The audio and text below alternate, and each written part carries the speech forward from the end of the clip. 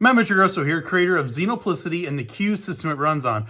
I want to touch on a subject that is becoming, like, I guess, more popular, or it's more around today than it used to be, for sure. This was something that never used to exist. And I'm talking about professional game masters. I'm talking about people that get paid to game master a game, to, whatever term they call themselves, whether it's professional DM or whatever, it doesn't matter. Here's the thing, guys. It's a terrible idea. This is stupid. I absolutely hate this notion. It's not that I'm against someone making money or being creative and creating a new opportunity for income. It's great that people are being entrepreneurs. It's great that people are trying to find ways of making money doing something that they love. Those are all fine things. But the reason why I'm against professional game masters, people that are getting paid to game master a table, the reason why I'm against this is because it fundamentally misunderstands what this game is all about. It's the same issue I have with the whole AI game master at the table. This idea that a game master can be replaced by an AI is the same issue with a game master, that's your friend, that's someone that plays with you, can be replaced by some professional that you're paying money to just come and run a game session. The game master is a player at the table, and so these are supposed to be people that you actually are playing a game with, right? And the expectation that it's going to create that it's just all up to that professional to come up with the whole story, to come up with everything. That's just a bad way to game anyway, right? You want emergent storytelling. You want everyone collaborating together at the table. You don't want everyone just playing through someone's script. And that's the real danger, I guess, you can get with a professional or with an AI that is just running everything, and you've got it on autopilot in a sense, that you have no input on. But leaving all that aside, because that's its own can of worms, the bigger issue is that this is a game. It's just a game, guys. It's no different than if we all got together to play Uno or we all got together to play Monopoly. And I think there's this weird disconnect where people somehow think a tabletop role-playing game is different than other types of board games or card games.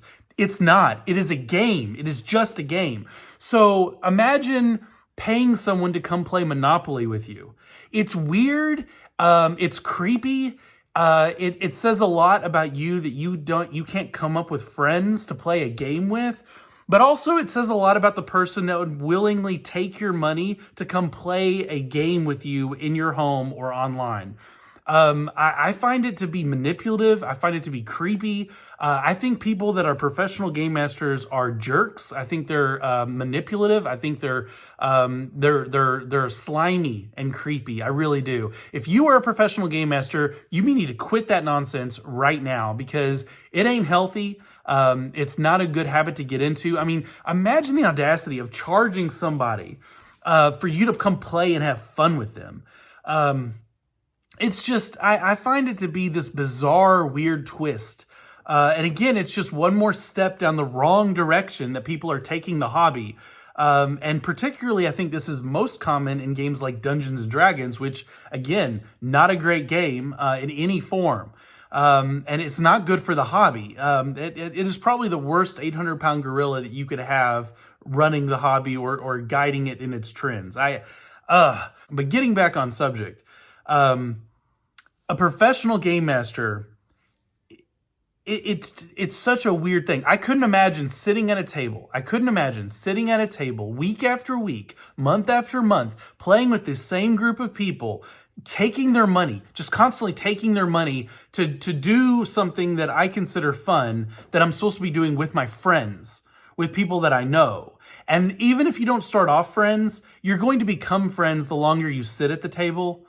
And I find it to be repulsive that you would claim to be like playing this game that's supposed to be fun and engaging for everybody and where everyone's supposed to be getting together to have fun, and yet you're like taking their money. It's the equivalent of like a hustler. I find it distasteful. I really do.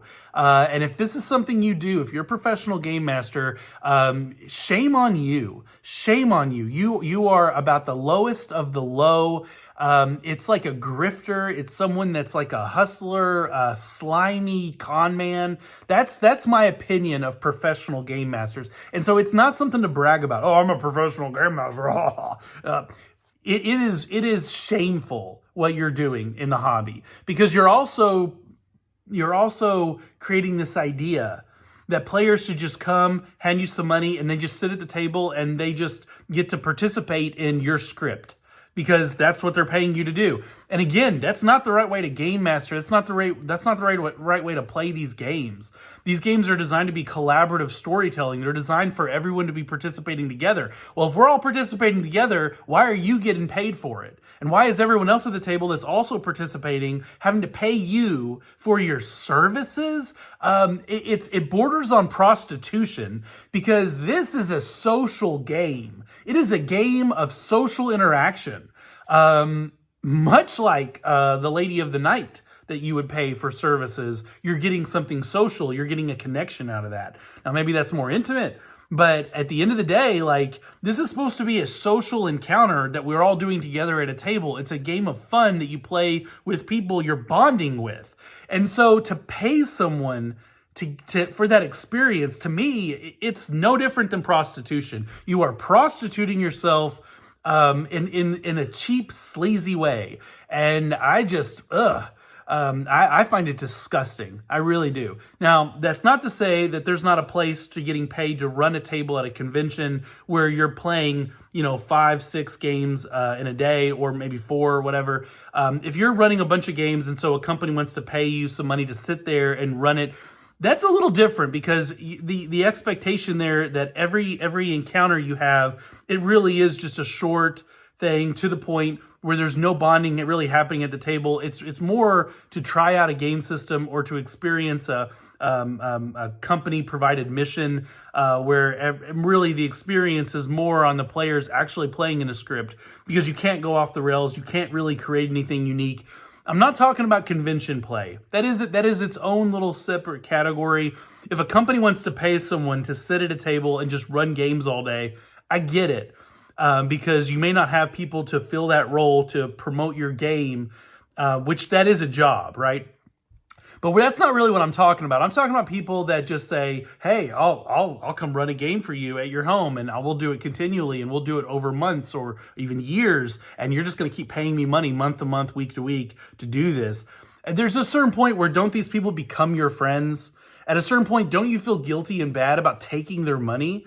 You should, because if they're your friends, if you've bonded with them after even just a couple of sessions, why would you want to take their money? Why wouldn't you just enjoy their company and just have fun with them at the table? So there are some things that are just not great things to try to turn into a business. I think this is one of them. And again, I consider it to be no different really than prostitution because you are getting paid to render a social service of bonding with other people at the table if you're a professional game master. And that's just, to me, it's sick. It really is. And it's nothing to be proud about. It's nothing you should boast about. It's definitely something not to brag about on a resume. I would have as much respect for that as I would someone who put hooker on their resume and thought that was somehow a selling point for why I should hire them. So gross and disgusting. No. And again, it's kind of the same thing with the AI. If you are using an AI to run your table, you have stripped away and removed the human interaction that makes this game special. You don't fundamentally understand what this hobby is even about. It is a social game of make-believe. It's not something a computer can do. I don't care how lifelike that computer is. I don't care how much programming and intuitive thought processing has been put into that system.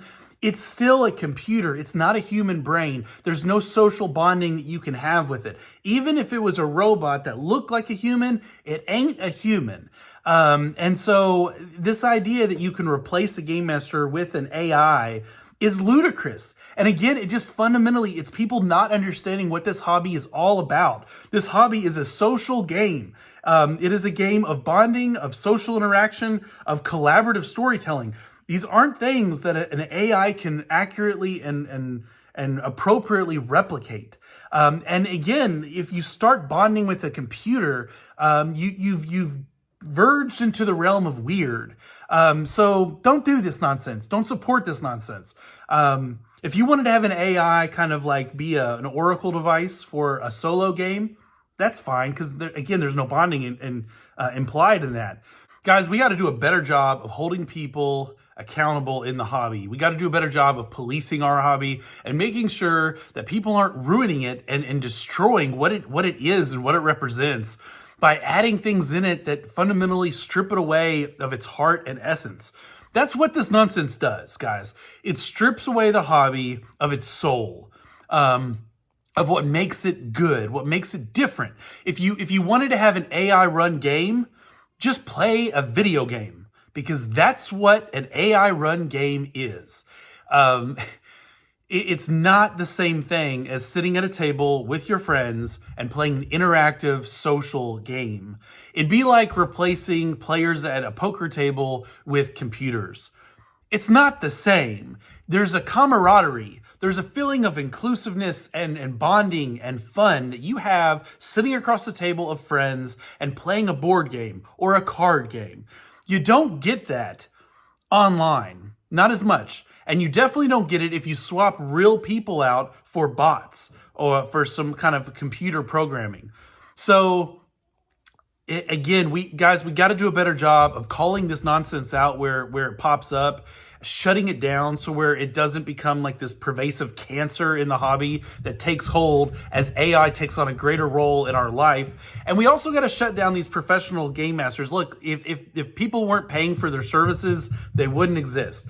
And it's not that I'm against people creating a business. That's not at all. It's not that I'm against capitalism. It's not that I'm against making money. It's not that I'm against entrepreneurship. I'm an entrepreneur in my own life. I own my own business. But guys, there's some things you just don't try to charge for. It'd be like, I wouldn't charge somebody to go be at their funeral. I wouldn't charge somebody to go, be there for moral support if they were going through something. I'm not going to charge someone to sleep with them. I'm not going to charge someone to have fun with them, because there's just some certain social human interactions that are not something you should be charging money for. It should be genuine, or don't do it. You get what I'm saying? That's my thought on this subject. Let me know what you guys think in the comments below.